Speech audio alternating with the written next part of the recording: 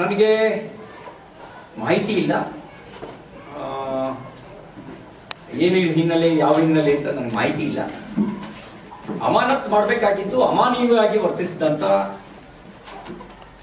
ಪೊಲೀಸರ ಮೇಲೆ ನನ್ನನ್ನು ಶಾರೀರಿಕವಾಗಿ ಮಾನಸಿಕವಾಗಿ ನನ್ನ ಮೇಲೆ ದೌರ್ಜನ್ಯ ನಡೆಸಿದವ್ರ ಮೇಲೆ ಮೊದಲು ಅಮಾನತ್ ಮಾಡಬೇಕು.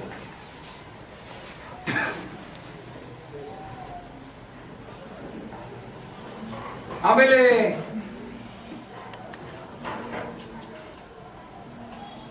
ಕಾನೂನಿನ ದುರುಪಯೋಗ ಪಡಿಸ್ಕೊಂಡವ್ರ ಮೇಲೆ ಕ್ರಮ ಆಗಬೇಕು.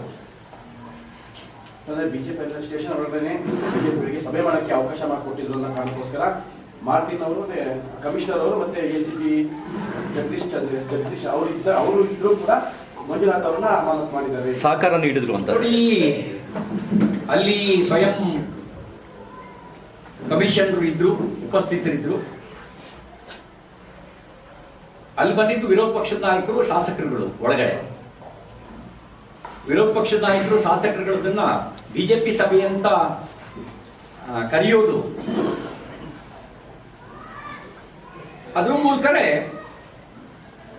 ಇವರ ಪೂರ್ವಗ್ರಹವನ್ನು ವ್ಯಕ್ತಪಡಿಸಿದ್ದಾರೆ. ನಾನು ಕೇಳ್ತಾ ಇರೋದು, ನಾನು ಕೊಟ್ಟ ದೂರನ್ನು ಯಾಕೆ ಇದುವರೆಗೂ FIR ಮಾಡಿಲ್ಲ? ನಾನು 19ನೇ ತಾರೀಕು ದೂರು ಕೊಟ್ಟಿದ್ದೀನಿ. ನನ್ನ ಮೇಲೆ ಕೊಲೆ ಪ್ರಯತ್ನ ನಡೆದಿರೋದ್ರ ಬಗ್ಗೆ, ಕೊಲೆಗೆ ಷಡ್ಯಂತ್ರ ರೂಪಿಸಿರೋರ ಬಗ್ಗೆ, ಬೆದರಿಕೆ ಹಾಕಿರೋರ ಬಗ್ಗೆ ನಾನು ದೂರು ಸಲ್ಲಿಸಿದ್ದೇನೆ. ಇವತ್ತಿನವರೆಗೂ FIR ರಿಜಿಸ್ಟರ್ ಮಾಡಿಲ್ಲ. ಅಂದ್ರೆ ಕಾನೂನು, CT ರವಿಗೆ ಒಂದು ಕಾನೂನು, ಶ್ರೀಮತಿ ಲಕ್ಷ್ಮೀ ಹೆಬ್ಬಾಳ್ಕರ್ ಅವರಿಗೆ ಒಂದು ಕಾನೂನು.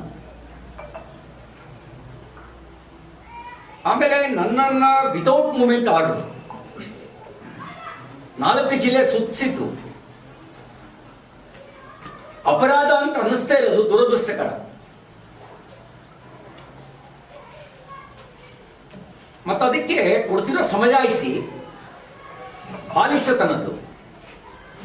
ಮೂರ್ಖರು ಕೂಡ ಆ ರೀತಿಯ ಬಾಲಿಶತನದ ಹೇಳಿಕೆ ಕೊಡಲ್ಲ. ರಕ್ಷಣೆಗಾಗಿ